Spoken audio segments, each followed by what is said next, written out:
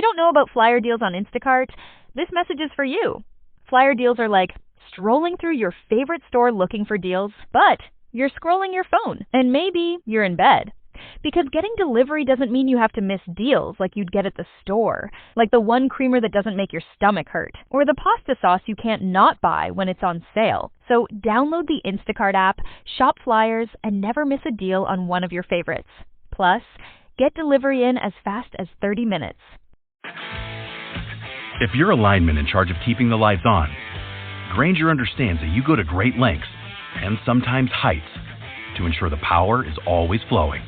Which is why you can count on Grainger for professional-grade products and next-day delivery, so you have everything you need to get the job done.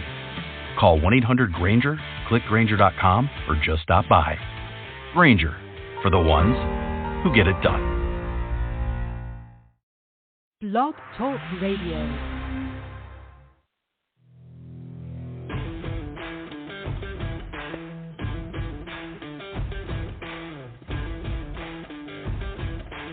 The following broadcast is brought to you by the iGolf Sports Network.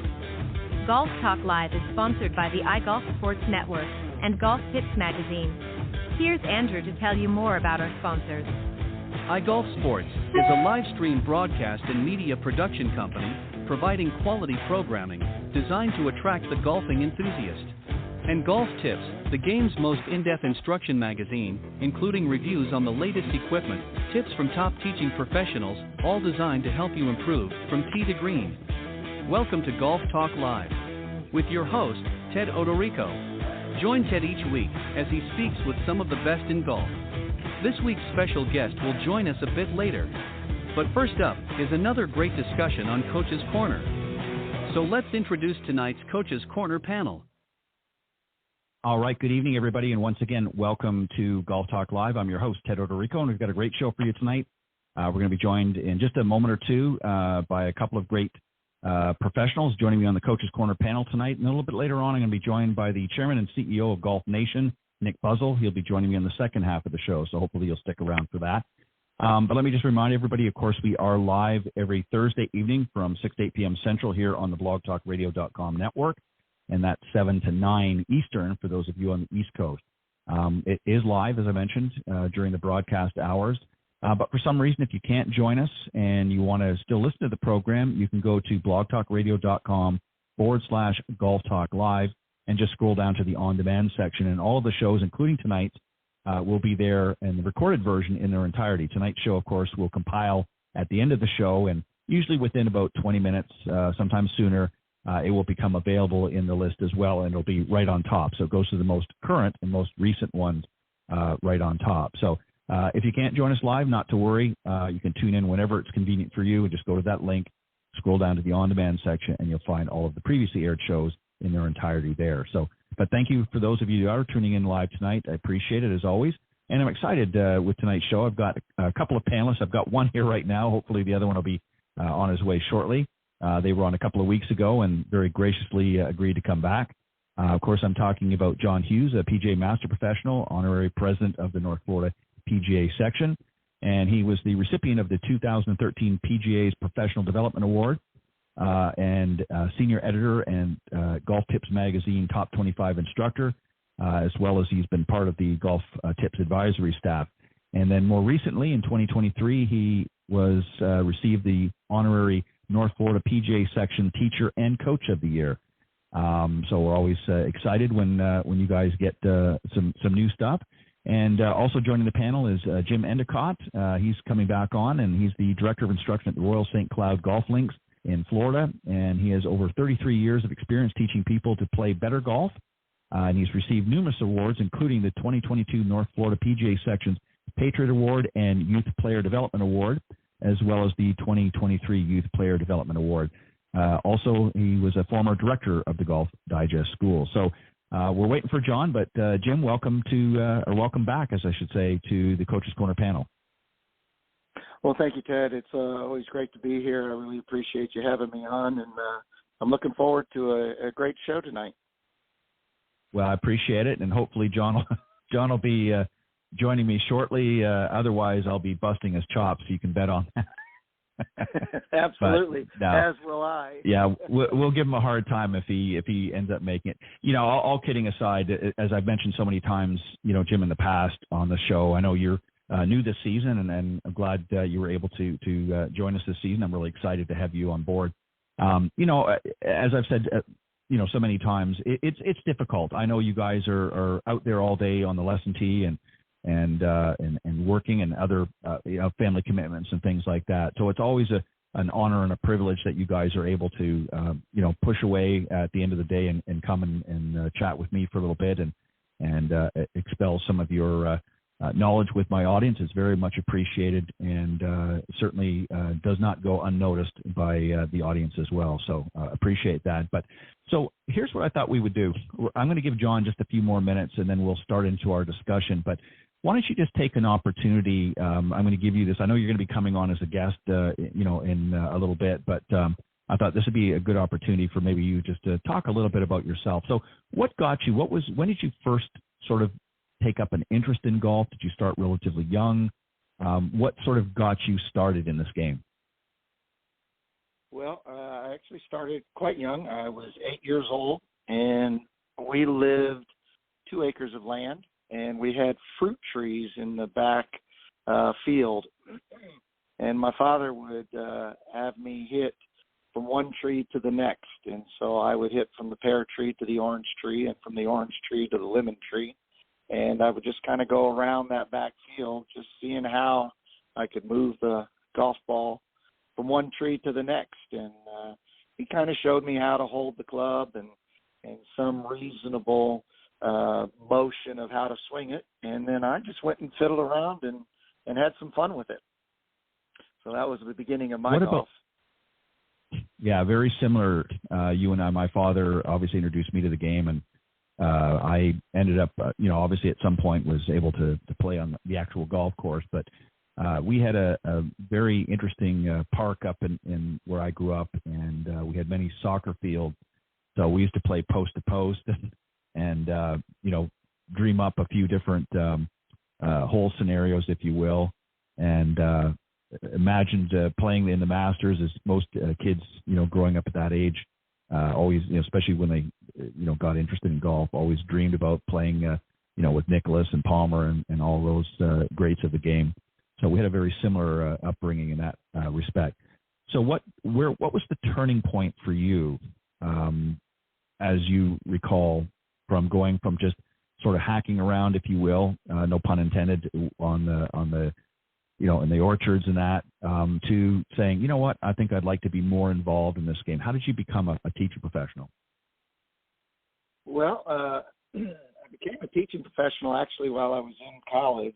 I was practicing at a driving range in Houston, Texas, and there was a fellow there that was helping me with my game, and he kept saying, you might want to make some dollars helping others to hit the golf ball. And so he let me give some lessons, and I had to give him a portion of those. And he kind of roused me at that time. He took about half of it, but it got me going, got me a chance to help some people. And in a way, I guess my lack of knowledge and that sort, I kind of was not very good at it, but stumbled along and got better. And then I had the wonderful privilege a few years after college to go to work for the John Jacobs Golf Schools. And what a great learning environment that was, to work alongside some of the best teachers. We had teachers on our staff, and I got to teach right alongside with them and pick their brains. And I spent 10 years with the John Jacobs Golf Schools there. Yeah, a lot of folks sort of went through that similar scenario, and we've actually got another panelist that's been on the show, and I'm not sure if you're familiar with him, but he also worked with John Jacobs, and that's Pete Buchanan. I'm not sure if you're familiar with him or not, from St. Louis, but he worked with John Jacobs for a number of years as well. But yeah, it's always interesting when you listen to. Do you know Pete? I do. I spent the summer in New Jersey with Pete. The first summer I was with him, I spent the winter down in Orlando, and then went there and spent the entire summer with Pete. Yeah, he's a real great guy. He's among one of the favorites here on the panel. He's been doing this for a long time. Not quite as long as John here on Coach's Corner, but he's certainly been on many for the last several years, and always refers to John Jacobs. A lot of the instruction and a lot of the nuggets, if you will, of how to really become a really good teacher and just an understanding of the game he received when he worked with Mr. Jacobs as well. So obviously he left a very lasting impression with all the students and all of the fellow professionals that he touched, and it's no wonder he is held in such high esteem. All right, I think, Jim, what we're going to do is I've messaged John, and hopefully he'll get the message. I suspect he's probably still on the lesson tee. So we're going to start in tonight's discussion, and I'll muddle along with you. So the topic tonight that we're going to pick is 7 critical steps to developing a winning golf strategy. So these are some steps that I've jotted down here, and we're just going to go through a few, and I'll keep my eye out for John to see when and if he's able to join us. If not, then it'll just be you and I, and it's not like I haven't done this before, so I think we'll be fine just for the two of us. Shop the Sherwin-Williams Memorial Day sale and get 30% off paints and stains May 16th through the 26th. With prices starting at $34.29, it's the perfect time to transform your space with color. Whether you're looking to revamp your bedroom, living room, or home office, we have you covered with bold hues, soothing neutrals, and everything in between. Shop the sale online or visit your neighborhood Sherwin-Williams store. Click the banner to learn more. Retail sales only. Some exclusions apply. See store for details. So the first one we're going to talk about is don't tinker mid-round. And it's pretty self-explanatory. I'm just going to give it, just for the audience's sake, just sort of a general idea of what I'm talking about. So one of the biggest mistakes that we see with a lot of amateur golfers is they start tinkering around with their swing during their round. I want you to sort of explain a couple of reasons. Number one, why that's not a good idea, and what they can maybe do as an alternative. So, if they're out there playing and maybe they had a bad hole or a bad couple of shots, and all of a sudden they start fiddling with different parts of their swing, number one, why, in your opinion, as a professional instructor, why you think that that's not a good idea to do that mid-round or any point really in the round, and what are some options that they should consider doing instead? Think about it's so easy when we hit an indifferent shot. We're going along and maybe having a good round, and we're along on about 7, and all of a sudden we hit a shot that goes quite a bit off target. And the immediate reaction for so many players is, why did I hit that shot, versus remembering why they hit so many good shots prior to that. And they want to fix that one with the fear that it may happen again and give even a worse result. Excuse me. Where the best thing for them to do would be to just simply go to that location of that shot, go through their process of analyzing the lie, checking where they're going to go, get their yardage, check the wind, and make a plan to move that ball back to a place that they can hit a good one on the next one. And if they would stay away from going into the technicalities of why that ball went off target and get focused back in on the target, they will resume what was working well prior to that one indifferent shot. Right. If we start focusing on what may have caused that poor shot, now we've lost sight of the target. And now we're just playing catch with the ball. And I started all of a sudden to think about, how should I have my wrist go when I'm going to toss this ball to you, versus looking at your hand and tossing it to you. Looking at your hand and tossing it to you, I'm going to likely hit your hand. If I start thinking about how to, I've lost the focus of that target, and there's no telling where that ball might go. Well said. And I think the other thing, too, I just want to sort of follow up on that. I think the other problem, too, that arises is they tend to get out of their routine. We talked about in past shows a lot about pre-shot routine and sort of staying in the rhythm and flow of your round. And a lot of times when they start thinking about swing mechanics, all of that kind of stuff, pardon me, they tend to get out of that rhythm. So the next shot comes along, they're still thinking about what they did wrong in the last hole, or as you say, an indifferent shot, and suddenly now they're not sticking with the solid pre-shot routine they've had for maybe the first 5 holes. Now all of a sudden they've shortened it, or they've done something else because they're thinking about their swing in general. But I want to ask you a follow-up. Is there certain things within reason that if they are clearly identifiable? So, for instance, if there's something that they clearly identify, whether it be something in the grip or something in the stance that they can readily identify and say, you know what, I knew I did this. Is it okay to make those corrections during the round, or leave it alone and just wait until after the round and maybe head to the range and work on something? So obviously, full-blown sort of swing mechanics, we don't want to be monkeying around, but are there some exceptions that they can make some adjustments mid-round that is likely not going to affect them too much if they clearly identify the problem?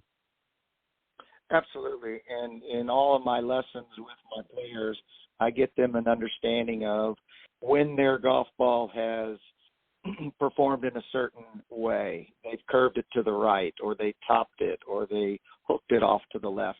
What was the cause of that?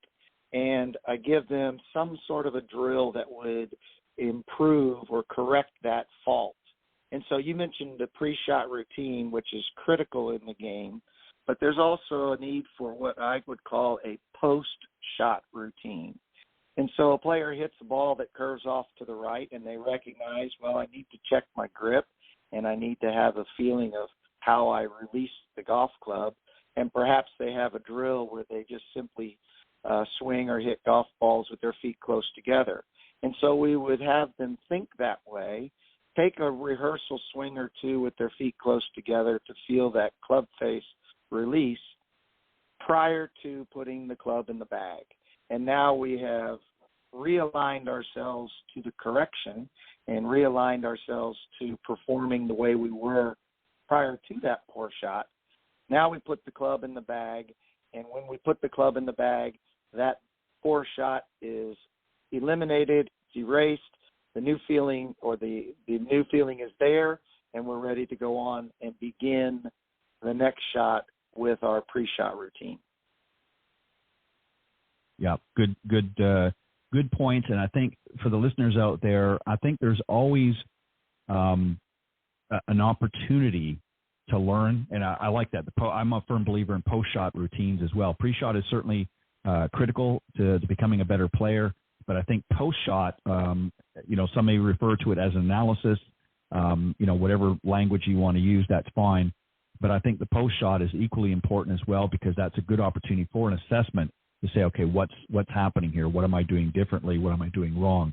As long as you're not, absorbing yourself too deeply in the process.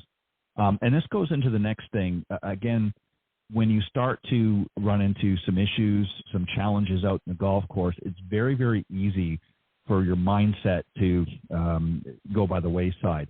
And the number 2 point that I want to talk about is staying positive. Whether it's before, during, or even after a shot, you should always proceed with belief in yourself and stay positive. Getting angry over an errant shot or putt certainly isn't going to do any good. And I think it's okay, to certainly expel some emotion within reason, I think. What are your thoughts here? How do we not fall off the rails, if you will? How do we not take the bus, as it were, or the train off the rails too much? But what can we do instead when a shot doesn't go the way, or a hole's not the way we want? Again, getting angry is counterproductive. What can we do to sort of expel that energy, that negative energy, out of our system, and then move on and get back into a more of a positive mindset? Well, I think it's okay to expend some energy and release that tension of the anger of a poor shot.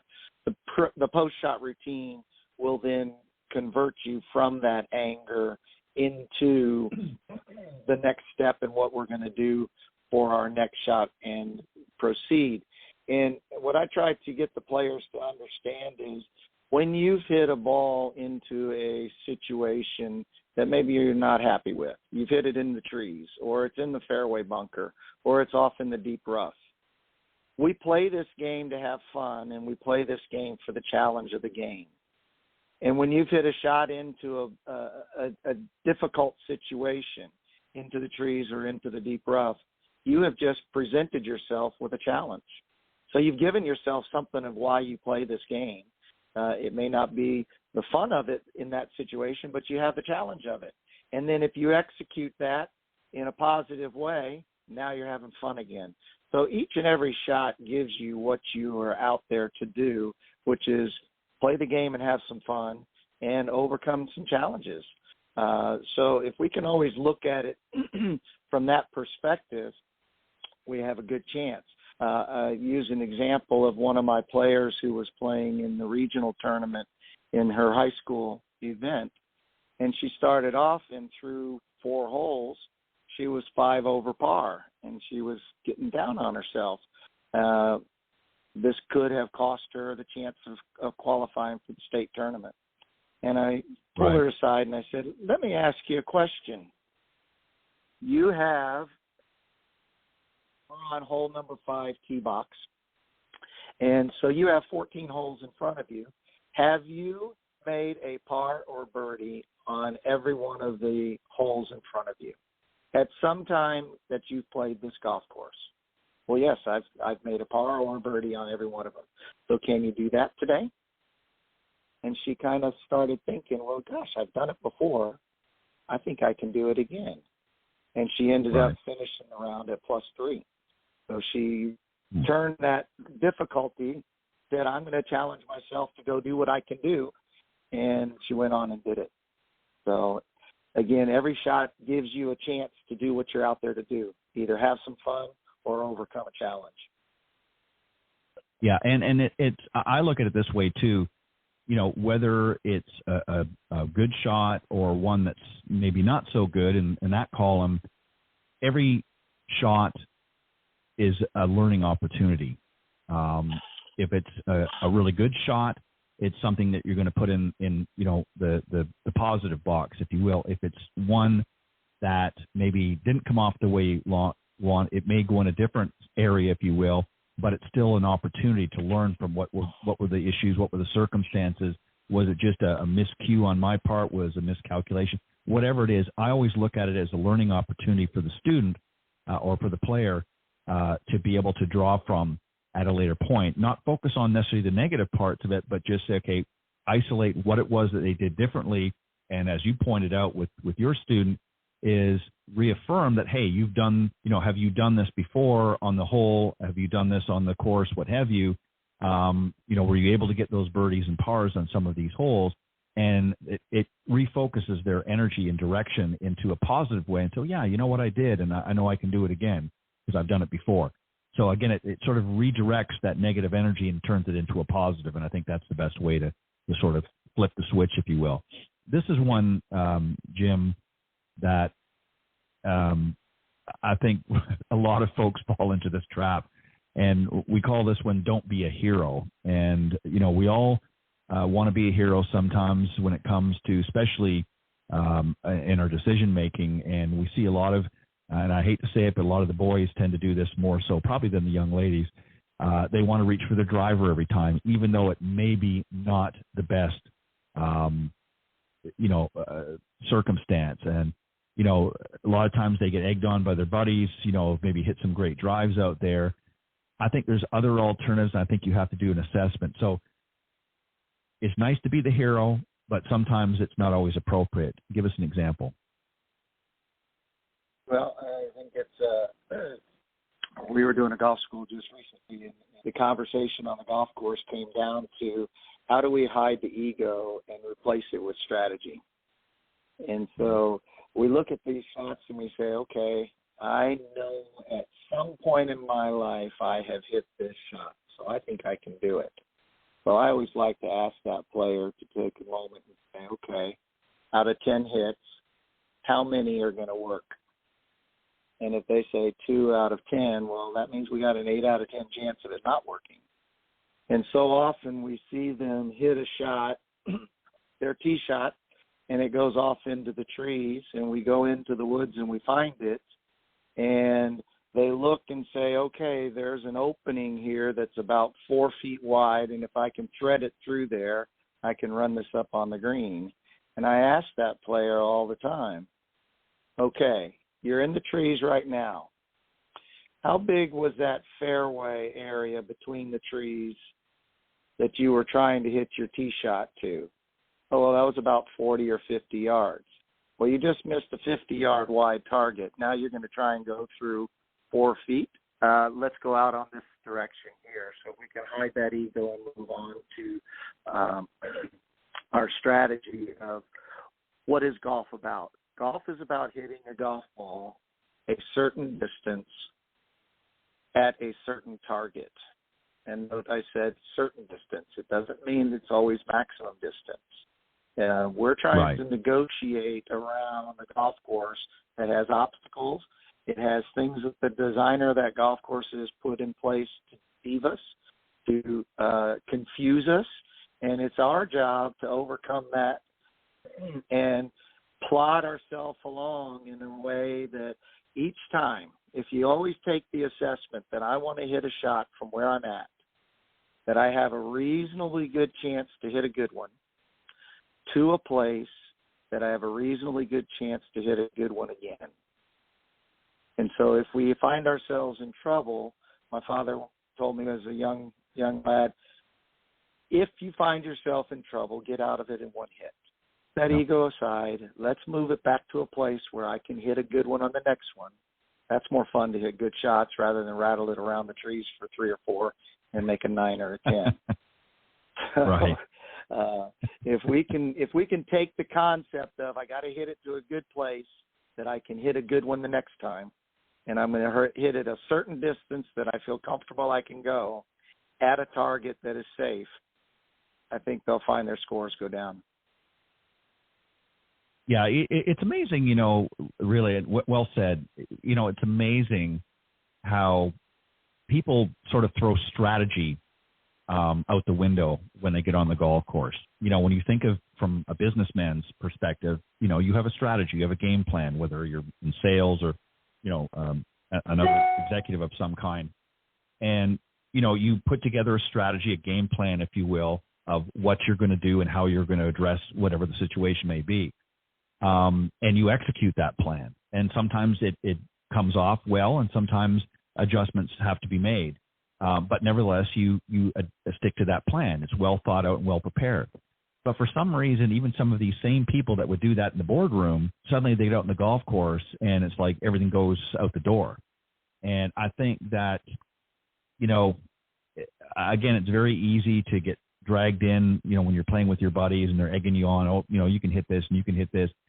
But maybe it's not in your repertoire that particular day, or maybe you're not consistent enough to be able to pull it off on a regular basis. So again, it sort of goes back to, sort of a more of a course strategy, if you will, and course management is, okay, what's going to get me where I need to go? Where do I want to be?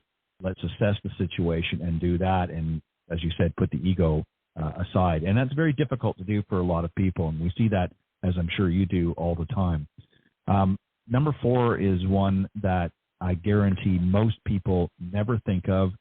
And I'm going to sort of lay this out a little bit. And it's people, everybody talks about the swing, they talk about the clubs, but very few people really focus on the shoes. And golf shoes have changed a lot over the years. When I was growing up and played, they have spikes. And now they've gone to soft spikes or no spikes. Shoes play a role because that's what's touching the ground. That's what's connecting you to the ground. And if the shoes are not good, and that doesn't just mean just being comfortable. Obviously, that's first and foremost, they need to be comfortable. But they need, because you're swinging the golf club. And if they're not stable and especially in wet conditions, you're sliding around, then you're not going to, execute the shot correctly. Talk a little bit about the shoes. This is a forgotten area, I think, of the game, and I want to get your thoughts on this. Well, as I began the game, we did just as you described. We wore metal spikes, and they gave you pretty darn good footing. And they were very stable. And I actually used a firm leather shoe because I felt that it formed around my foot better and it kept me more stable to the ground in that shoe. Now, they've started to move away from leather, and there's different canvases and that sort of thing. I've even seen some that are now with Gore-Tex. And we now have the soft spikes. And the key to those soft spikes is they wear out much faster than those metal spikes did. And so we have to remember to change those out on a regular basis. But, yes, we need a shoe that fits our foot properly to kind of mold around it and give us that stability. And then we need to make sure that they are kept in good order, keep changing out those spikes so that you're not slipping as you go along. I'm a big fan of the soft spikes. I think it's helped with the conditioning of the golf course. It certainly has helped with condition of clubhouses without those metal spikes ripping up carpet and scratching up tile. But we have the same stability in the shoes that they're made today as we had back with the metal spikes and the full leather shoes. Right. Well said. I think a lot of the folks don't really factor this in, and shoes have changed a lot from when you and I were growing up. I certainly like the old style shoes, but I understand the reasoning why they made the changes. And the soft spikes, I find more of a challenge. They wear out, especially when or they fall out. Actually, is a better way.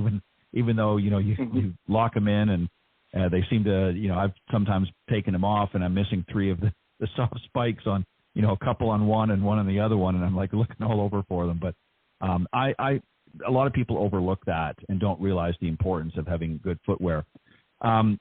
Before we shift into the next, we're going to welcome our long-lost buddy. Please welcome John Hughes to the panel. John, welcome to the show.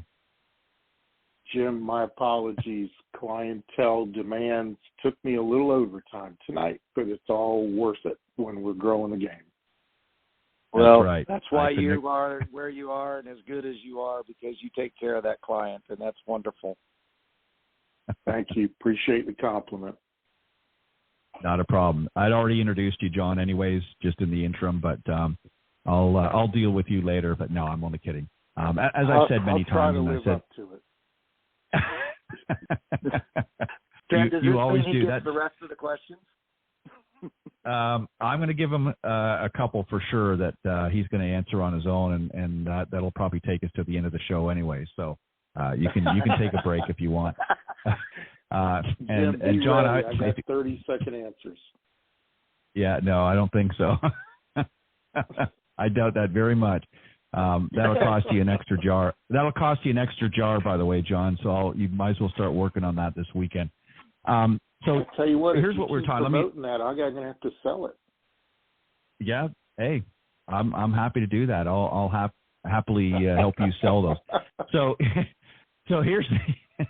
So let me just give you a quick rundown here of what we've been talking about, and then I'll pose the question. So the topic tonight was discussion on 7 critical steps to developing a winning golf strategy. So we talked about, Jim talked about not tinkering mid-round, staying positive, not being a hero. In other words, not necessarily always grabbing the big stick all the time. And the last one we just talked about, he laid out a very good case for the importance of wearing good shoes in the golf course. It's not like we used to have the old metal spikes where you really had solid stability, but it's important about that. So that's where we left it off. If you want to add to that, John, on the shoes, you're welcome to do that. But the one I have for you is really learning to lay up. And this is sort of a reiteration, if you will, of the "Don't Be a Hero" title that we talked about earlier, but with a different twist. So as an example, when you're on a par 5, maybe you should consider laying up and hitting the green in 3 shots instead of going for it in 2. Some people might might balk at this and think, well, you might want to consider these two things. One, you're more than likely not a professional hitter, so that's one to keep in mind. And two, you don't normally hit par 4 greens in one shot. So give us an example and really where this applies, learning to sort of lay up and why some people really need to consider not necessarily going for it all the time. Give me some examples, and you're welcome to use some on-course examples as well.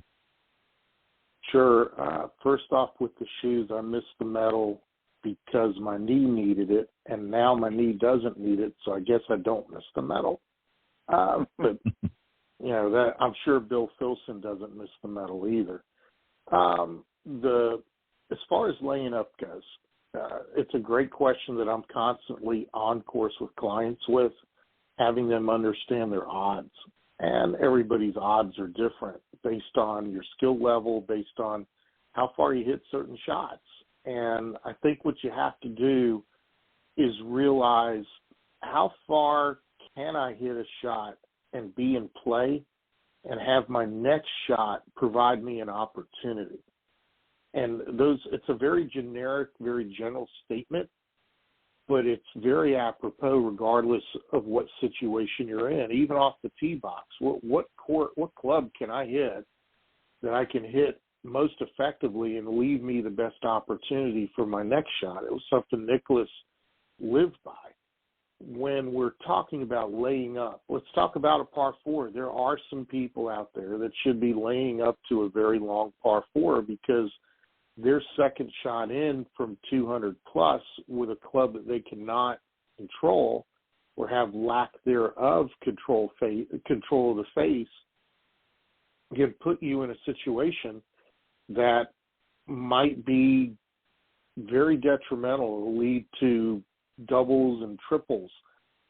For example, at Falcons, one of the underlying themes of the architecture at Falcons Fire, where I am, is being sideways on a hole by the green and short as much as 30, 40 yards. You're probably going to be in a bunker with a 30 or 40-yard blast shot, which I think Jim would agree is one of the most difficult shots any golfer can face, that blast shot from 30 to 70 yards. That's a common theme. So I think you really have to look at what your skills are with the opportunities that are around you. And if you're on a long par 4 and your shot's going to put you in one of those bunkers where I am, lay up. Put yourself at a yardage. Put yourself in a condition that provides the opportunity to keep par in play. Whether it's a 4 or 5, it really doesn't matter. But then also, I just completed an article that Golf Tip had you and the magazine will put out later on this year about personal par. When you've got personal par, you're always making double bogey. What does it matter if you lay up? You may make a par by laying up. Maybe it's that decision for going for it that always leads to the double bogey. So when it comes to personal par, understanding what your capabilities are, layup, it can be not only a smart thing, it can be the most prudent thing you can do to lower your score. Yeah, well said. And I think also, too, the circumstances, not just, the lie that you currently have, but what's around the green. If you're trying to go for the green and there's a lot of trouble, obviously that doesn't make a lot of sense to go for it. If it's a very forgiving and receptive green, there's not a lot of trouble. Maybe there might be a bunker. If you're pretty tight with your bunker game, you might be able to get away with it and sort of going for it. But you really have to understand the circumstance. And it goes back to what Jim was talking about and I earlier, is really about course management and strategy, is understanding the circumstances, understanding what you're going to be dealing with, and making an informed decision based on the data and the information that you've collected. And, I think laying up, there's nothing wrong. I mean, plenty of times I've been in situations where I knew I could very easily hit the green, but I laid up anyways because I knew there was a lot of trouble there, and I didn't want to take the chance that, hey, one of these times I wasn't going to, maybe make as solid contact as I'd like, or it was going to go off in a direction I didn't want it to. and a layup was and that was on par fours as well, not just par five. So I think there's a lot of nuggets in there that people can take away from that, and I think you laid it out quite well. So, John, I'm going to come back to you. As I said, we're going to give Jim a bit of a break because he's been talking. He's been doing a great job here holding down the fort. So we're going to throw you under the bus a little bit more. So this one here's called, this is number 6, by the way. There was 7 altogether, so the last one was 5.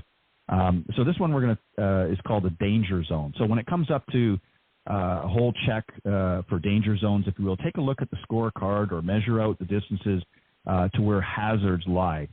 So again, this goes to what I just mentioned about really assessing the thing. So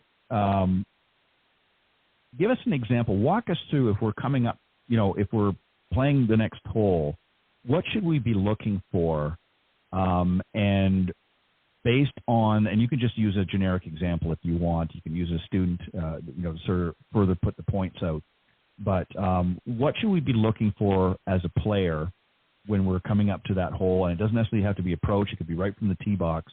What are we factoring in when we're looking at the scorecard or we're looking at the hole conditions? What are we looking for, and what do we consider when making the right decision? Great question. This goes back to something we put in the magazine. It might have been a couple of years ago. I advocate that you look backwards. I've been very fortunate to spend time with Reese Jones recently, Bill Bergen, both doing Macklemore, putting the Outpost together. In the past, John LaFoy, Tom Jackson, Tom Fazio, and George Fazio really got a great education from them as to golf course architecture and some of the hidden things that staring you right in the face that you tend to overlook, such as fairway bunkers, having high front lips. That should be a red flag to you. These are targets. They're not necessarily something that you want to hit to with a club that can reach it. When that high front lip is present in a fairway bunker, the architect's basically telling you steer clear, steer to either side based on how the hole is shaped. There's a lot of things when you think about a hole being built backwards and looking backwards from a hole that will really solidify one question for you when you do look backwards at the end of a hole as you prep to play a golf course, and that is, hey, did I play this hole the way the architect made the path of least resistance intended?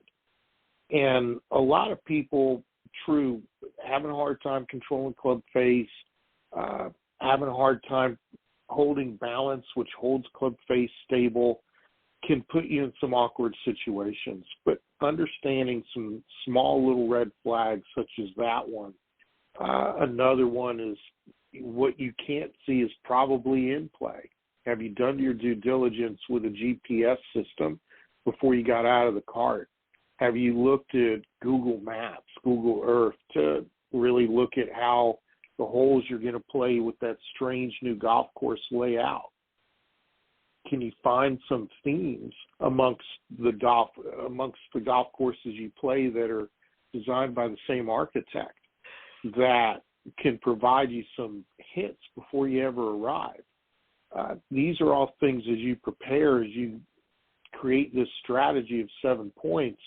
When you step up on the box, you're no longer surprised. You're no longer looking at a hole mesmerized by it, asking yourself, what should I do here? I think the other thing to keep in mind as you ask yourself that question, if you are mesmerized, what is in your toolbox? What are the things that you can do that you have control over? What is your predominant ball flight, and how could it be played on this hole despite having a fairway bunker out there that does not have a high front lip that's in play? What can I do with my predominant ball flight and the yardages I normally hit clubs to mastermind my way around and keep out of those danger zones, to be able to navigate through it and give myself, at the very least, an opportunity of par, if not better? It's literally just educating yourself, even if you've never played the golf course before, understanding who's the architect, what the golf course was built for, a community, a resort, just a public place to play? What's the ratings? I mean, there's so much information out there before you get to the golf course. You stepping up on that first tee without enough information, I'm not going to be very cold in saying you should do better, so much as why not provide yourself more information? It's out there. Why not? Yeah, again, well said. I think the more information you draw in, that increases your likelihood of success. And I think that a lot of people, and we touched on this a little bit earlier, when you think of a business person and, when they're preparing for a meeting or they're preparing for maybe a sales proposal, they put a lot of effort in. They evaluate the situation. They look at all of the particulars that may be involved, and then they make informed decisions and they put together their proposal. And but yet, as we touched on, a lot of people, when it comes to going to the golf course, these same people sort of throw all of that out the window and just, are all over the place. So I think it's important, no matter what you do, and particularly on the golf course, I think that preparation is key. Preparation and obviously purposeful practice is always important as well. Jim, I'm going to bring you back in the conversation here. I think you've had a good rest. John has done a good job. Where's that dew towel? I need Jim's dew towel. I'm here. Exactly. Wipe your brow. Okay, so number 7, and there's really 2 parts to this that we can approach this from, and I think what I'm going to do with you, Jim, is approach it on the back end, and then John, I'm going to let you finish up with on the front end. So on the back end, I think another great way to utilize visualization, and the reason I'm going to do this is to do it after you play around. You talked about earlier a post-shot routine as well as the importance of a pre-shot routine. Example, and I'm going to give you one here, and then, you can certainly expand on any way you want, is to look at the round that you've just played and take the 3 best shots as an example of the day and replay them in your head and try to remember, your approach, tempo, that sort of thing. Explain so the listeners understand the importance. It's not just a matter of visualizing it while in the moment, but even after round, the valuable information that can be gathered by doing that, by looking back on your round and taking opportunities to visualize what's taken place. I think it's very important to take a review of your round after the round, and I like what you said there of thinking back to some good shots. And I always encourage the players, particularly if they're not in a multi-day tournament, but they've played a round of golf today, and tonight as they're driving home, they reflect on all the good things that happened today. My iron play was very good, or I drove the ball well, or I made a lot of putts, and kind of replay some of those as they're driving along, and it kind of just builds back into your body the feeling of how good that was when I was on. And try to avoid any thought process of things that didn't go the way you'd like them to have gone. Save that for the next day, because if you think about it, you're tired. You maybe you didn't score well as you wanted to, and now you have a little bit of the emotion, and those things kind of fester and build and explode within you and get bigger than they really are. Let's make the good pieces bigger than they really are, and remember them the day of while the emotions are good or the emotions are there, and then let's reflect today on what do I need to consider and work on to get those pieces that didn't quite perform the way I wanted them to perform the next time. How am I going to work on them? So I like to go back and think about the good, always the good, and think and visualize it post the round so that you take that to bed with you and then get up and think about what we're going to work on the next day.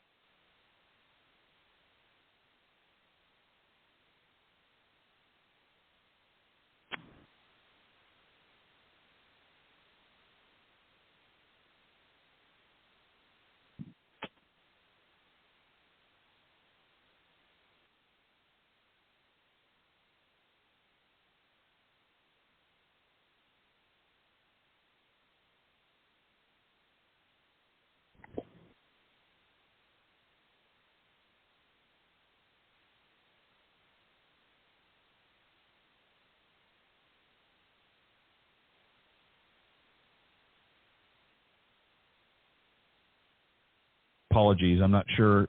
John, did you hear my question? No, I didn't. I just, everything phased out till now. Okay, my apologies. I lost you there for a bit. Yeah. All right, so I'm going to very quickly, I apologize because we only got a few minutes left, and then we're going to cut off this segment of it. I must have hit something, so my apologies to the listeners.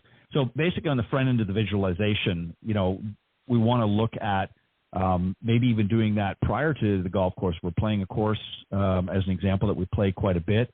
Talk a little bit about the importance of visualizing the shots we might be faced with, John.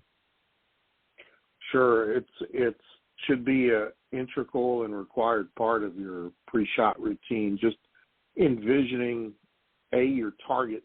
Do you really know where you're going? Can you see that direct line between the ball and your target? Can you see how the ball's flying? Can you see the curvature to it? Can you see the trajectory to it? Can you see yourself making the swing as if you're watching a movie trailer of you making the swing and hitting the shot? And the more vivid you can make that envisionment, the more likely you're going to be more at ease, more comfortable, more free to make that swing. There's a lot of value to it. There's tons of different studies out there that sing the praises of envisioning, whether it's golf, it could be almost any sport, anything that you do. But I would suggest to the listeners, there's probably been something in your life, whether it be golf related or something else, where you literally thought about what you wanted to do and how you wanted to do it, and you could literally see yourself doing it. That's what we're talking about, envisioning every golf shot that you make. And if you can do it with one thing outside of golf, there's no reason why you can't do it with something related to your golf swing or related to your golf game. Well said. I think it's, as you both touched on, I think it's extremely important to really understand, people just sort of, a lot of times we see amateurs sort of just stepping up to the ball and giving it a swing and hoping for the best. But, if you don't know what it is that you want to do, if you haven't thought about, okay, what's the shot I need here? Is it a low shot? Is it a regular shot? Do I need to, stay clear of some, an obstacle, whether it be a bunker or some other hazard? If you're not really putting any thought going in, then it goes back to the preparation. And visualizing the shot just helps reinforce, even if, and this is something that I think a lot of people miss the boat on, even if the shot does not come off the way that you visualized together and thought about it and put it as part of your routine, will help you get into a more repeatable routine. And then, as Jim, you talked about, is after the rounds the next day, if there's some glitches in your game, you can work at that time. But I think it's important to visualize what's going on now and trying to give yourself a better idea of what it is you're trying to accomplish. So whatever the shot may be or the circumstance, to visualize that in your mind. And you can do that whether you're at the golf course or again, if it's one you've played with any sort of frequency, it's something that you can do the day before. A lot of people preparing for a tournament.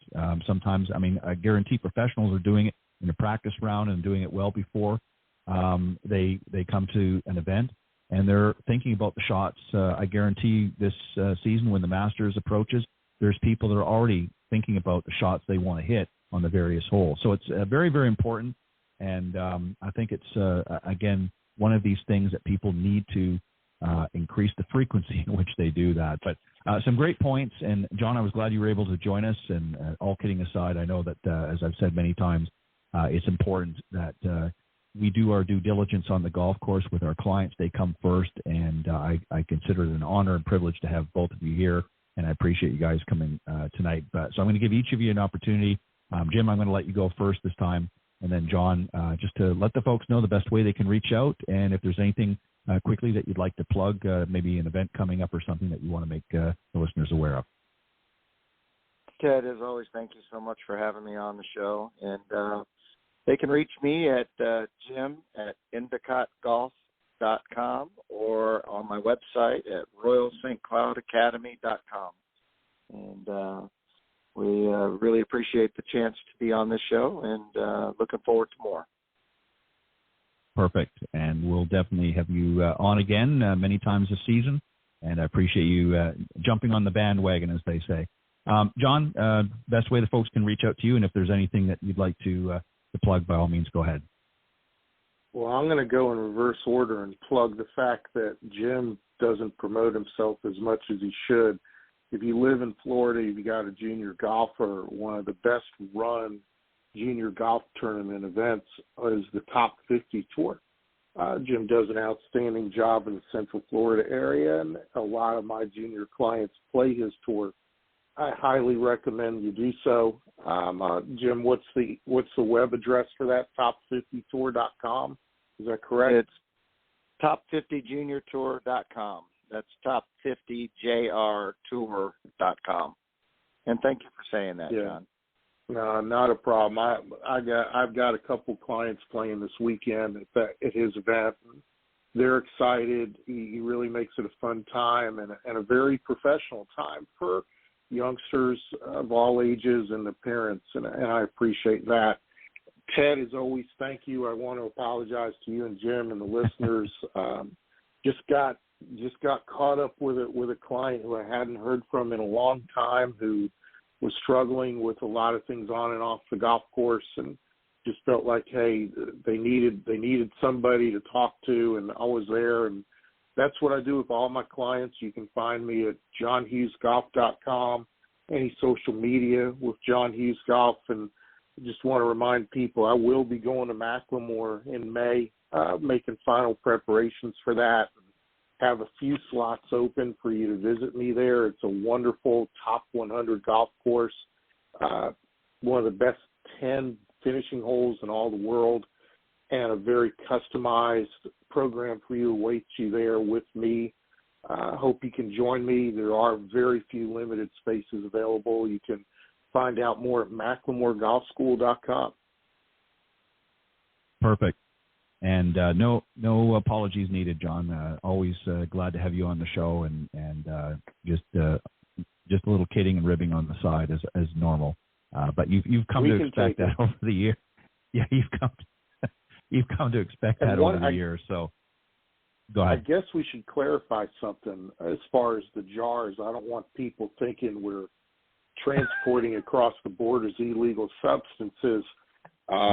Ted is one of the privileged few who get to enjoy a jar of my spaghetti sauce once a year that I only make during the Christmas holiday. So if you can coerce a jar out of Ted, you'll be able to coerce a jar out of me too. No, I'm keeping them for myself. Sauce. Yeah, it's good. Trust me, it's good. I'm going to stay on John's good list. Guys, thank you as always. It's a privilege and an honor, as I said, and I look forward to you guys joining me the next time, and I appreciate you giving of your time tonight. But have a great weekend, guys, and we'll see you real soon here on Coach's Corner here on Golf Talk Live. Thanks, guys. Thank you, Ted. All right, that was John Hughes and Jim Endicott joining me on the Coach's Corner panel for this evening, and appreciate them always stepping up and giving their best. All right, as I wait for my special guest, we're going to hear a quick message from Golf Tips Magazine. The following ad is sponsored by Golf Tips Magazine. Are you tired of being short off the tee? And what about those 3 putts? Forget about it. It's time you got serious about your game. Golf Tips, the most in-depth magazine in the industry. For over 30 years, Golf Tips has delivered expert content such as the latest golf instruction from America's top pros, simple to follow practice and game improvement drills, fitness and mental game tips, equipment, training aids, accessory and apparel reviews, golf destinations and travel tips for every budget, and so much more. Don't miss a single issue. Go to golftipsmag.com and subscribe today.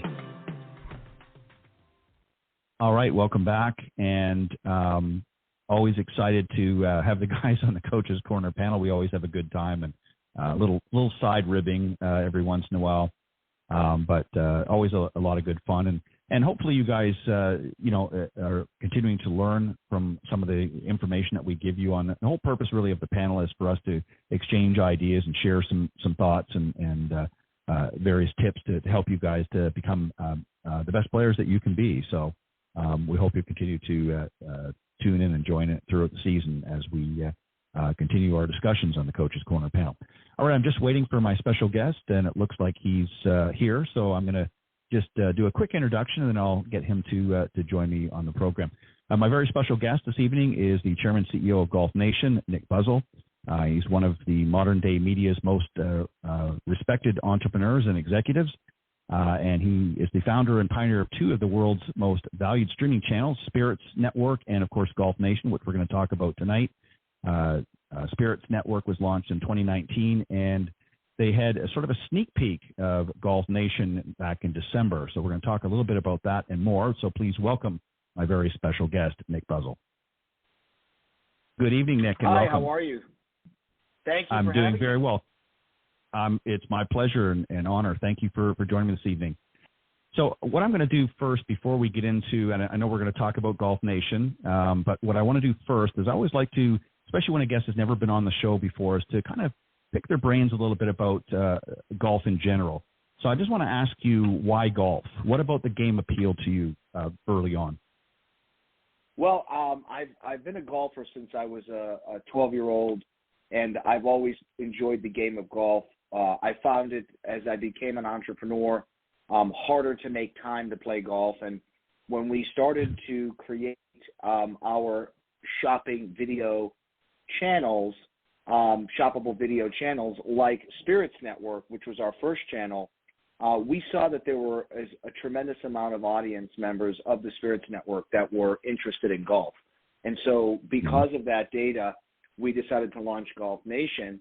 And since then, I'm happy to report I'm playing more golf than ever. And I've been reunited with the game, and I feel very excited to share it with the world. And as we, explore this world of golf through the lens of Golf Nation, it's really about the lifestyle and the travel and the experience and game improvement and really making the game accessible to everybody. Right. I couldn't agree more. I'm sort of laughing to myself because I've had many of conversations on the show over the years with some of my fellow professionals, and we joke because, you don't get into the golf business unless, of course, you're a tour player and expect to play a lot of golf if you're successful as a teacher professional, because you're so busy on the lesson tee that you struggle to have much time for yourself after a few years. So it's good that you were able to get back out in the links and be able to play. And I just want to very quickly, again, we're going to get into Golf Nation here in a moment, but I just want some of your earliest memories of the game, both personally and as you developed into your professional life. What were some of your earliest memories of the game?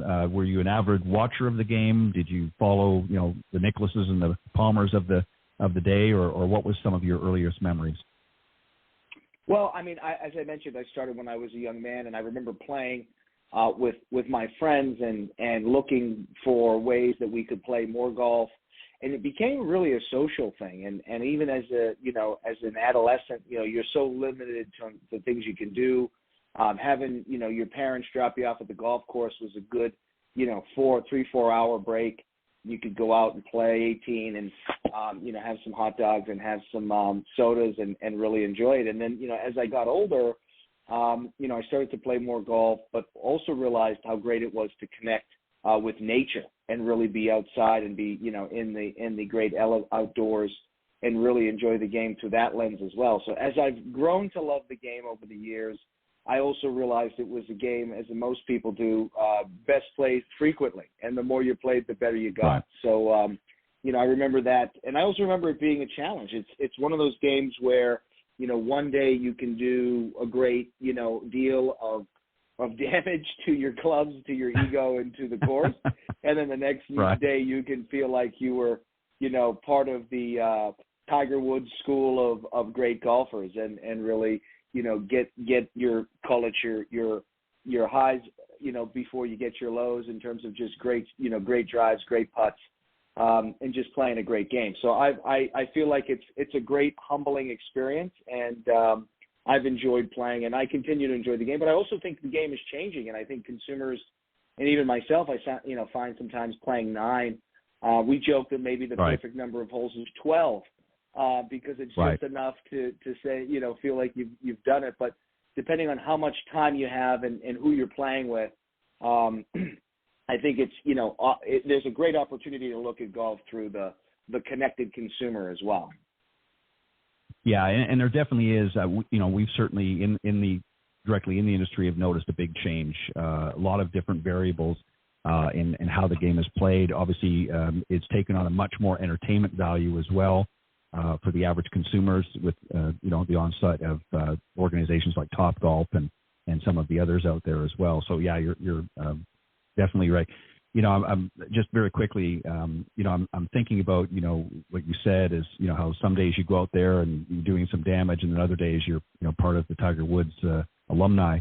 And, it's amazing when we talk to golfers, even after the worst round, they always remember that one good drive they hit, on hole number X. And that seems to bring them back for the next 18 or what have you, the following weekend or the next time they get together with their group. But it's something that we all go through, and it is a challenging game, but it certainly can be very rewarding and a lot of fun. So on to Golf Nation. So we talked, as I mentioned in the opening, you guys gave a sneak peek back in December, and it really is the first and only producer of original entertaining golf lifestyle shows, if you will, that allows viewers to instantly purchase items right through their screen, which is you refer to as buy bars.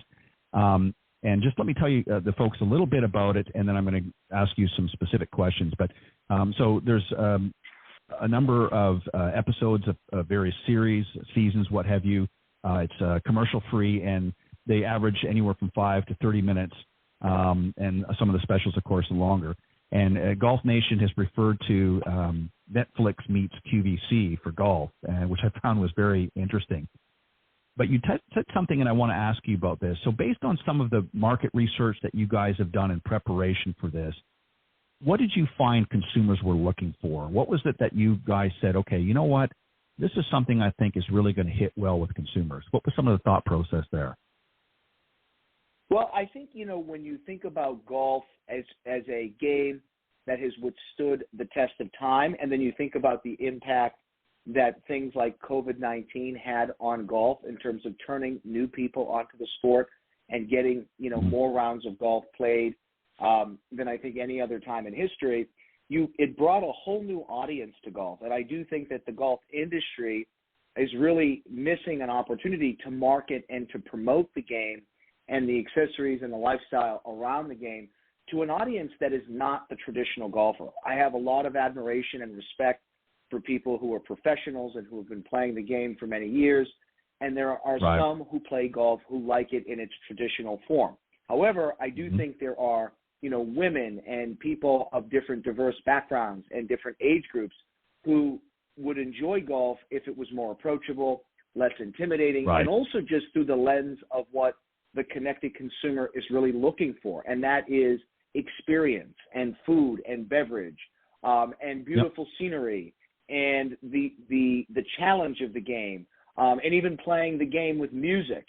I've become the guy that goes on the course with a speaker and has a playlist of tunes that are played at a reasonable volume, but that also makes the gameplay a lot more interesting. And I feel like that's part of what Golf Nation is really bringing to the market, which is that celebration of the game through that connected consumer lens, and really marketing and targeting an audience that has really been underserved, that likes the game, would play more, wants to watch more content around it, have more experiences, but doesn't have a destination. With the exception of tournaments, which all the major broadcasters have pretty much covered, they're not really marketing or promoting the sport to a younger audience. And more importantly, there's not a lot of places, if any, where you can get lifestyle-related programming. It's, as we like to say, Golf Nation is everything but the tournaments, but we really like to do it, one nation under golf.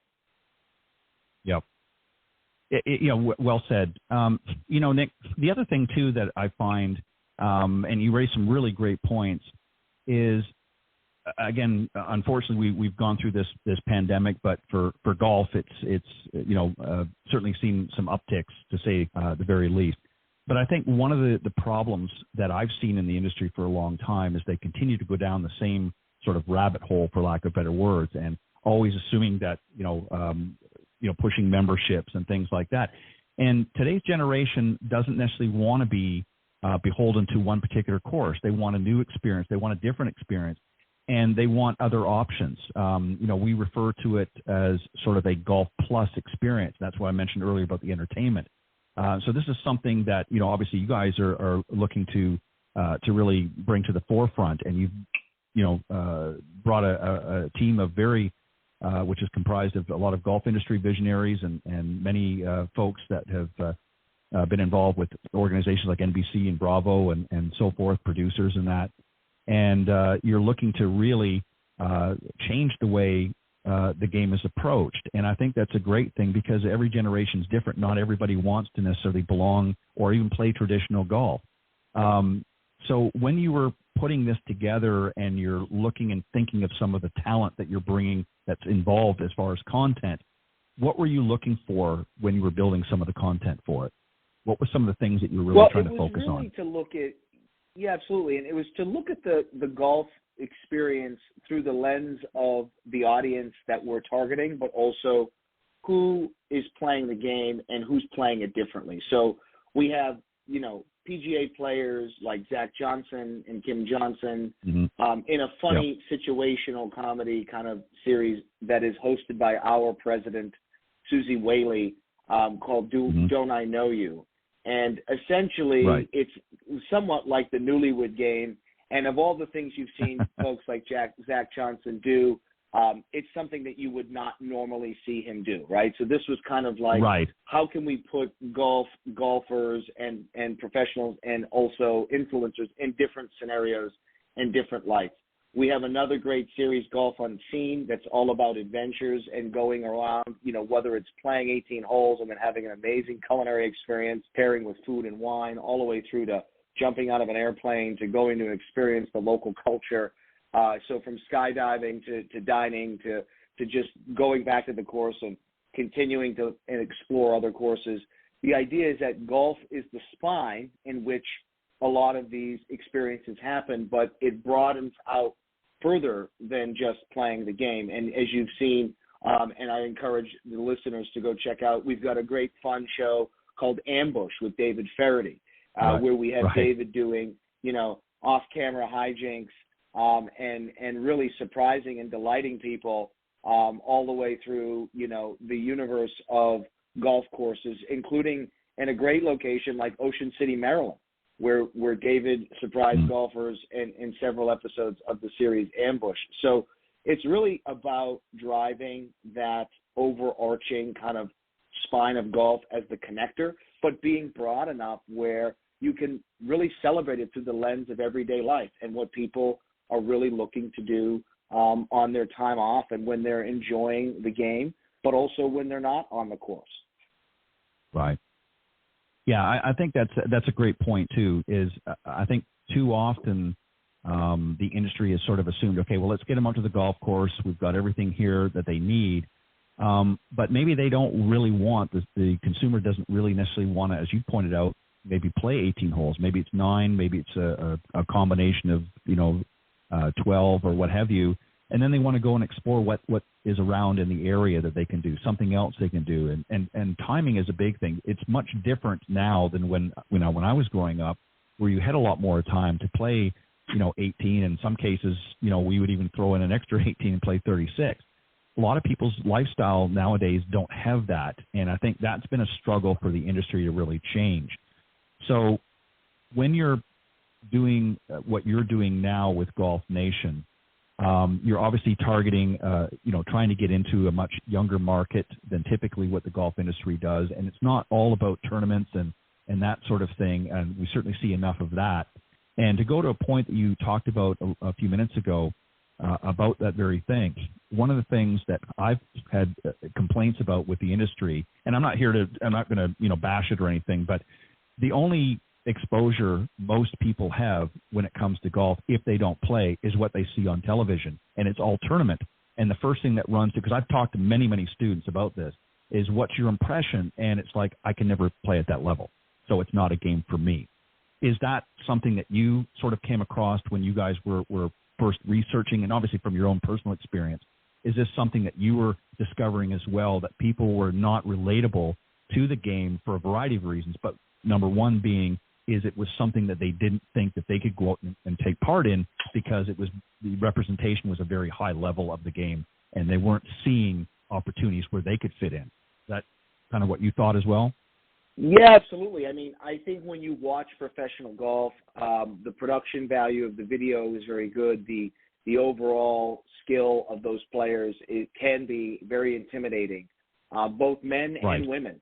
When you think about the folks essentially that are looking at it through an entry-level point, you want something that is less intimidating than, the masters, so to speak. So part of this, I think to your point, is really identifying the different ways into the game and to make it as, as friendly and open as possible.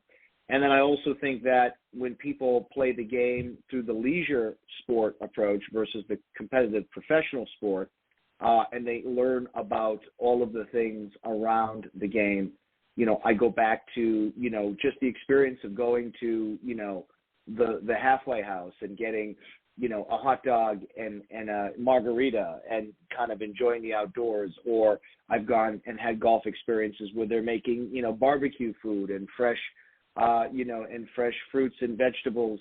And, you can have a Bloody Mary on the course. And so part of this, I think, is really rooting it in the experience that includes the game, but the game itself should be taken lightly at first, and people should feel like there's a way for them to improve their game. And so that's really what Golf Nation is providing. We have a series called Watch by Play, where we have professionals coming onto the program. We have Stephanie Na from the LPGA that is also co-hosted with Brian LaRoche, who has Brian Golf. And these are two people who know a lot about the gear and what you should and shouldn't be buying. And they've curated, an experience of specific products for you based on their own experience using them and reviewing them.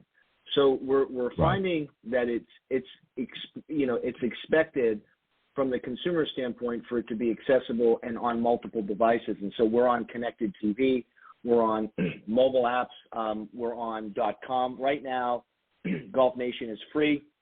You can experience it by going to golfnation.com. We're launching our app in the next couple weeks, and so we're going to be rolling out even more content, more features, more user experiences on mobile and connected TVs and desktop.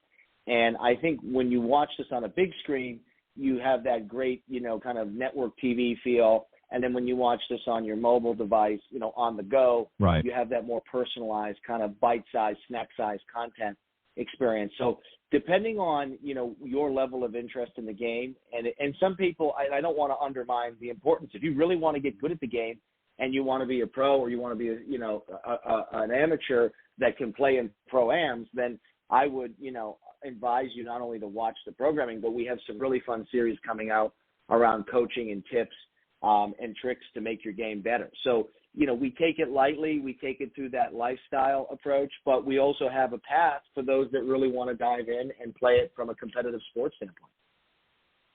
Yeah, I think that's a really great approach to take because, again, the game is extremely, even for the best of us out there, it can be very intimidating at times. You're there. I mean, probably one of the number one fears, particularly for women, is going to the golf course for the first time because really nobody's explained to them what the experience is going to be like. They go there, they're, sometimes in front of peers, sometimes they're in front of, others that they don't know, and they don't want to, their number one fear is they don't want to look foolish. They don't want to make, embarrass themselves.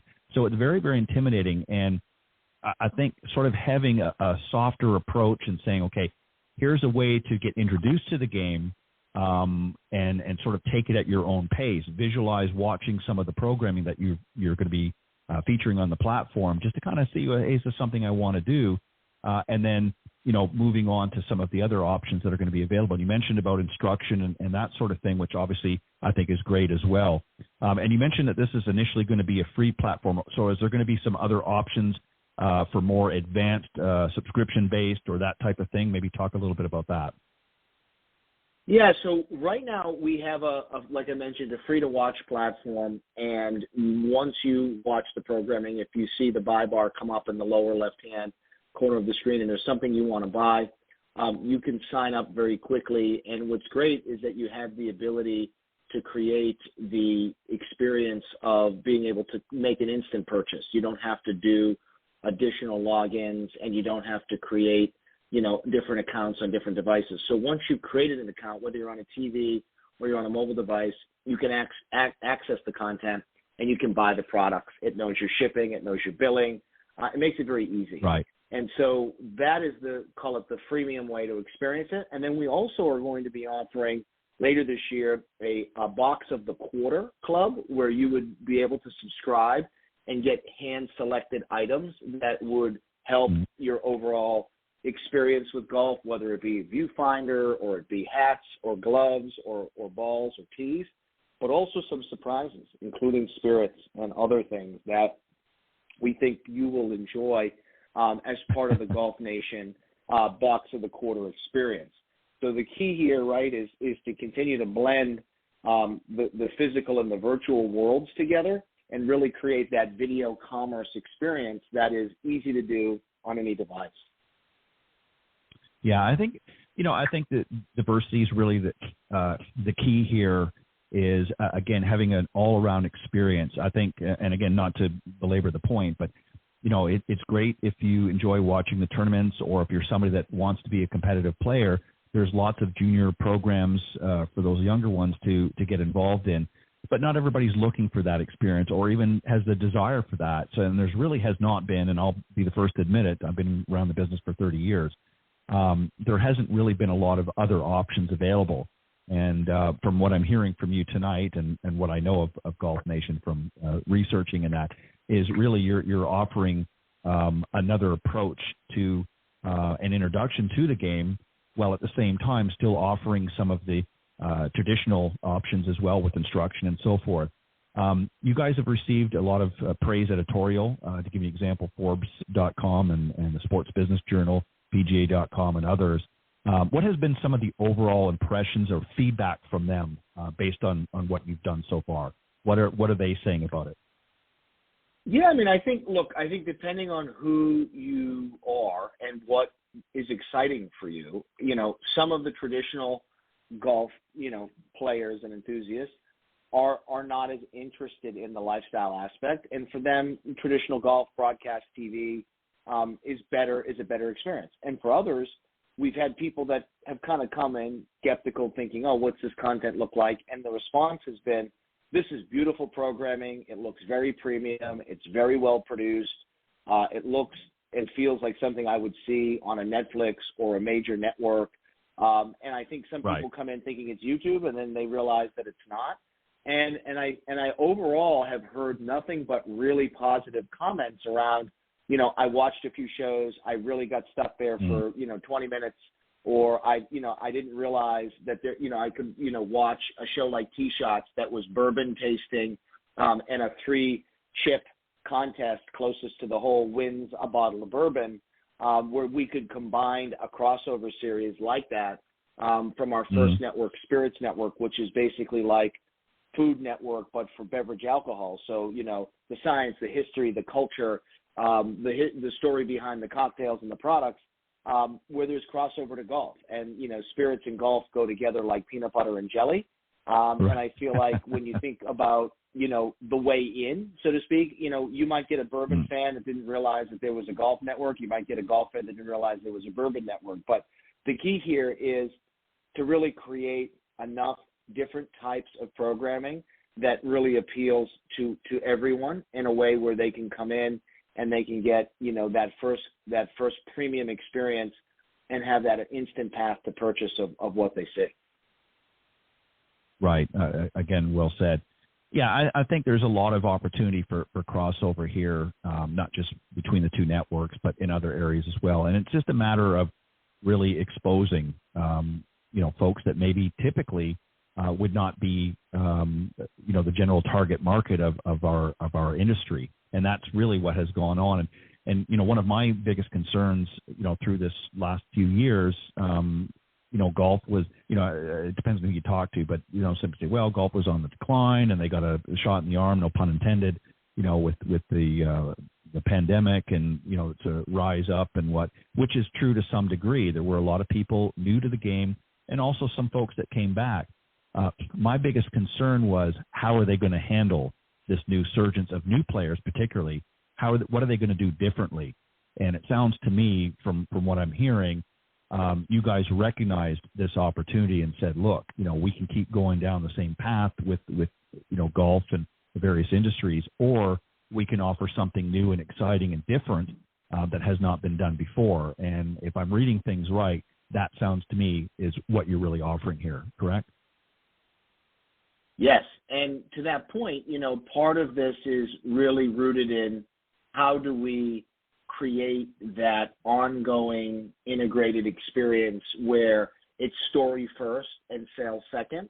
And I think the overall consumer experience with streaming media needs to improve. And so we've really focused on doing that through Golf Nation and through our other channels that are, video commerce based. But the key really, as you said, is to keep the game relevant and exciting and to be able to drive a consistent engagement. And I think the data that we've seen over the last, let's say year has indicated that golf still has a lot of work to do. Even though there's more people interested in the game than ever, I saw some data that showed that actually rounds of golf decreased last season versus what you had seen in the pandemic era. So I feel like there is some perception of golf the way golf always has been is fine and there's nothing to worry about. But I think if you look at the data and you really talk to consumers who are, new to the game, they're still on the fence. If it's easy to do and it's fun and there's an element of sportsmanship, but also that lifestyle and leisure element to it, and they can play, and not feel like they're, in a stuffy environment, I think you're going to see a lot more golf. But if it kind of goes back to traditional golf, only talking kind of inward to the traditional golfers, I think they're missing, the golf industry is missing a huge opportunity to get that future golfer hooked and give them every way to play, whether it's, look what Topgolf has done, look at what other golf, simulator experiences like 5-iron golf has done, with food and beverage and, bringing people to the game in a very casual setting, all the way to, creating that, on-course experience that, whether it's a scramble style play or it's 9 holes or it's, shotgun style, the idea here is that the game within the game can be celebrated and made very, fun and exciting and fresh. And I think that's part of it. But you got to really know what regular consumers are thinking and doing. And I think, when you think about the expense of golf and you think about, the fact that more courses in the U.S. are public than private, there's a difference between country club golf and public course golf in a lot of ways. But the game itself is what I think gravitates, and pulls people in to get them excited. But to keep the key is to keep them there and to give them a reason to come back. And I think you said at the top of the podcast that, that last shot, I always joke when I ever make one of those great shots, those great drives, that's the shot that'll keep you coming back to the casino, Right, exactly. And when I play, and I'm much like you were for a while, work keeps me busy and don't always get the opportunity to play as much as I'd like to. But, when I have had the opportunity to go around and got a chance to not only play myself, but to listen to some younger folks. And, they're excited in that.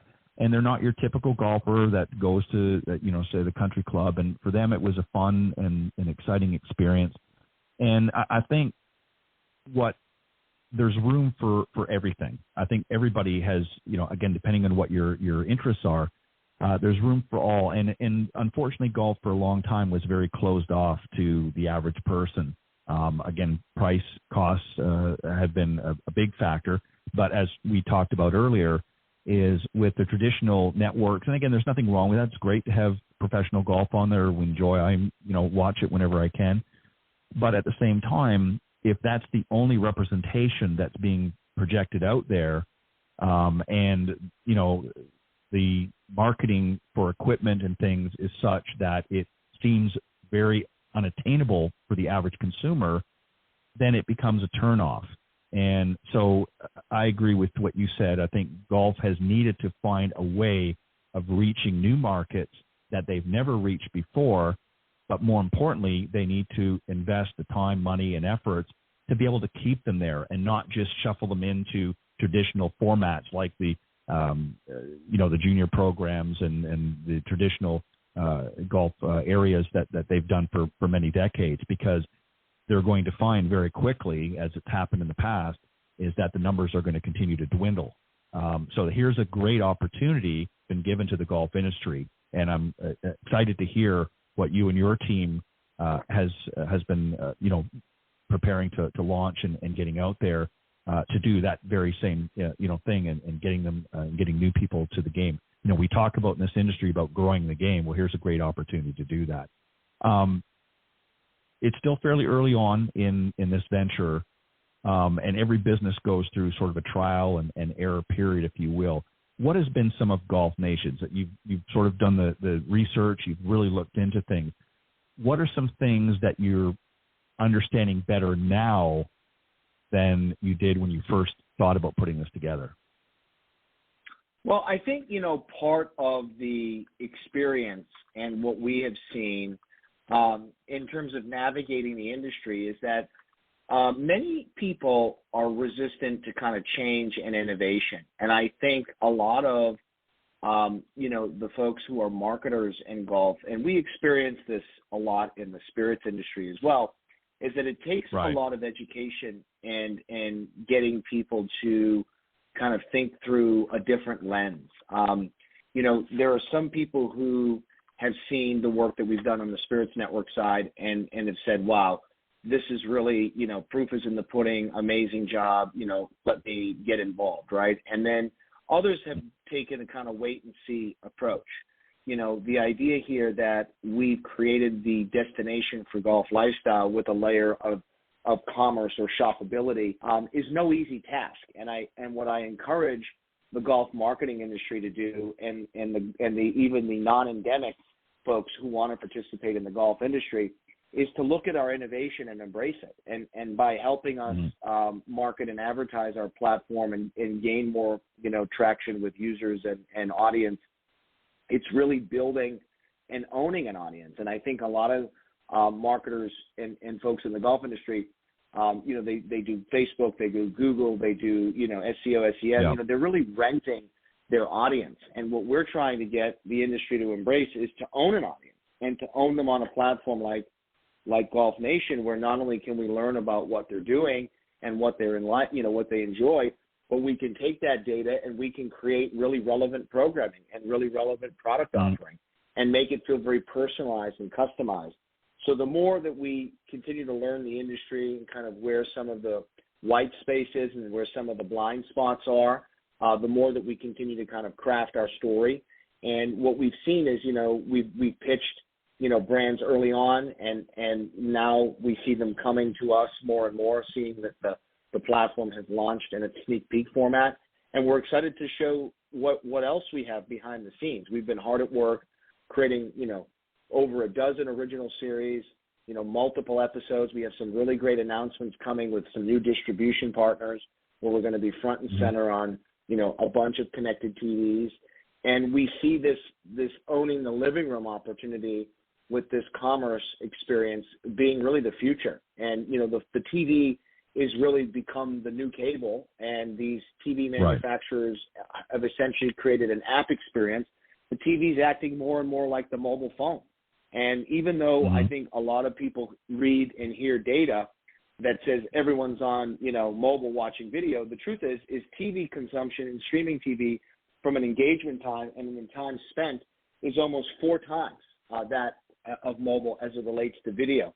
So the other part to it too is the data is only as good, as the delivery and who really understands the data. So I let the data guide us, but I also encourage, the industry to embrace innovation and to help companies like us, take risk and try new things and celebrate the game in a way that the modern and connected consumer is expecting it. Yeah, I agree. Unfortunately, the industry in the past has typically, and it still is to a certain degree, I think they're slowly warming up, and with a lot of industries, as you mentioned, the spirits was probably very similar. Excuse me, an experience that early on in the phase, where there is a reluctance to change, and I think that the status quo sort of remains, and I think this is where it's more important really to tap into that younger generation, because they do stream a lot. And older folks are starting to get more into it as well, but the younger generation look and approach things much differently, and there's a lot that we can learn from them. I mean, it's often said that, well, that they're inexperienced or whatever, but I can tell you, when you look at some of the innovation that's coming out, the real innovation, it's coming from the younger generation. It's being pushed, and that's why a lot of the bigger organizations, even outside of what we're talking about, are targeting that market, because they see the innovation, they see the opportunity to really engage. And I think the other thing, as I mentioned earlier, is, a lot of the new golfers are looking for that Golf Plus experience, but they're looking for a way of engaging. It's not just all about watching, it's also interaction. They want to interact with other folks and things like that through their experience, and not just necessarily on the golf course. So again, and having that buying experience, if there's something they're really keen on, they're going to have that opportunity through your platform as well. So you've, as we mentioned a few times, you did the sneak peek. Is it considered to be officially launched yet? Is there a full launch coming up in the weeks and months ahead? Give us an idea of what people can expect throughout the rest of this year. Yeah, absolutely. And, one thing I wanted to add, as you were talking, it brought up another good point, is really building a strong community. We believe that, right. Content, community, and commerce is what is going to make this long-term successful. And playing the long game and really looking at this through consistent engagement and giving consumers different ways and different reasons to come back and check out our programming. So much like the TV network and much like, streaming networks, we're launching new programming every day, every week. We're licensing programming and curating programming for the community. So you can expect a lot from Golf Nation to come. We have, like I mentioned, more than a dozen original series, with between 6 and 25 episodes per series. We have new surprises in store with new talent and new points of views on the game.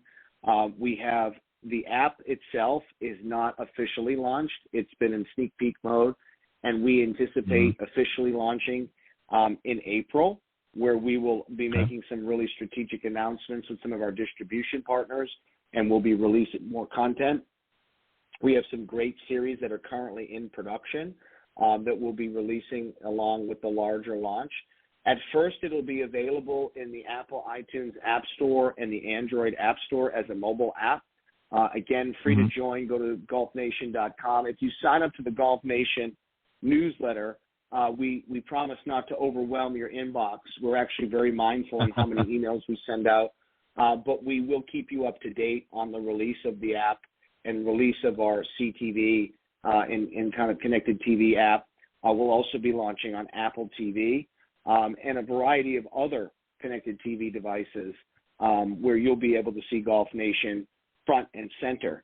And as I mentioned, there's more in store. Once we roll it out officially and kind of have a grand scale distribution point, we also will be adding more exciting features and more content.